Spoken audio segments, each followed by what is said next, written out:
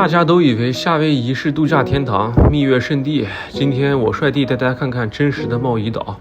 一个连呼吸都在烧钱的魔幻岛屿长什么样子。昨天我们刚从这片号称富豪专享的海滩出来，现在我们已经准备逃离高档度假区，自驾去看看当地人是怎么在这种高物价下活下来的。听说这里的真实物价和房价真的能把普通的中产吓退，今天我们就去硬核的实测一下。我们开着车一路往岛内走，风景确实是没话说，一边是火山岩，一边是大海，而且一路上顺着它的盘岛公路开下去，路边也有许多景点，所以我们就走走停停的看一下路边的风景。因为贸易岛的特殊地理位置吧，所以整个海边公路基本上都是沙滩区，所以可以看到这边有许多人直接把车停在了路边，然后下海冲浪。而车窗的另一边就是一片茂绿的山林。因为夏威夷贸易岛的居民收入比较单一，大部分的居民都从事零售业或者是旅游业，所以路边我们能看到许多当地岛民自发组成的一个小集市。我们停好车直接去集市里面看看，它这个集市也是背靠着大山，虽然感觉风景很漂亮，但是说句实话吧，只能说好山好水好风景，但是物价真的贵得要命。一开始看了一下这个简陋的集市，以为是当地人的一个小集市，价格很便宜，没想到走进去一看，我整个人都傻了。本以为远离旅游区能捡个便宜，结果这里的物价简直是像抢劫一样的。水果3个芒果就要10美金，在美国本土或者其他地方连锁超市，芒果一个也就1美金撑死了。不过这里的椰子倒是稍微便宜点，一个椰子也就9美金。旁边的餐车现做的饮品，一个菠萝汁是10美金。反正我只能说比旅游区稍微便宜大概20%吧，但是并没有便宜多少。出于好奇，我就问了一下本地的老哥，他悄悄地告诉我，哎呀，帅弟啊，岛上绝大部分物资全靠外来船运，所以本地的东西都要被冠上有机，卖出天价，所以一般我们当地的普通人根本消费不起，也就是给游客卖一卖而已。好吧，我听完其实觉得也很正常的，毕竟在国内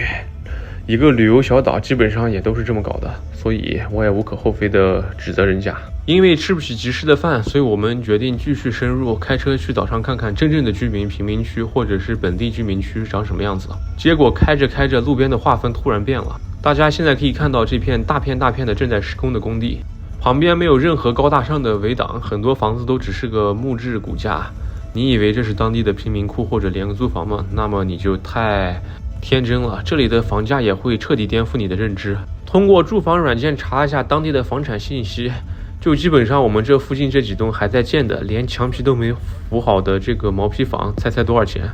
至少100万美金起步。像旁边这个稍微好一点的，直接就奔着200万美金去了，很难想象吧？在全美物价最高的岛屿，你花了100万美金，只能在暴晒的工地下买一块木头架子。而且那些在烈日下盖房子的拉美裔和本地的工人们，他们自己根本买不起，只能每天下班挤在破旧的2手车里，开回更远的山里。这就是贸易岛岛民当地人真实的生活一面。不过当然也有可能是这块土地是正在新开发的土地，目前还没有彻底的开发好。如果开发好的话，可能会有物业在附近搞个什么景区啊，或者是把路上的路面给它修补。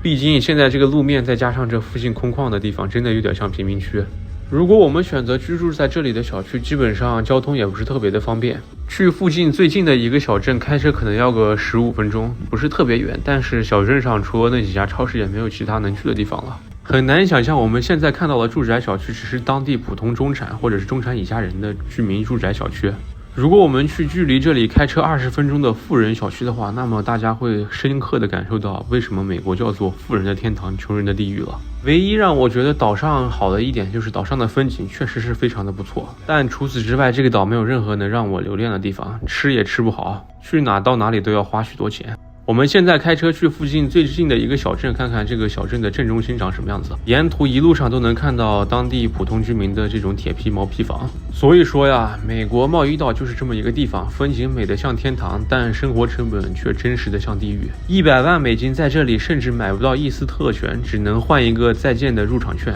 但是如果你是百万富豪的话，你来贸易岛度假旅游，那真的是完全不一样了。我们现在开车前往它附近的一个度假沙滩，远处就能看到漂亮的海滩，漂亮高大的这个宾馆，就连沿途的道路也是变得工整好看起来了，和我们前面进入的中产区完全是不一样的一个风景。富人们可以坐着私人游艇在海边度假，而没钱的穷人只能顶着烈日，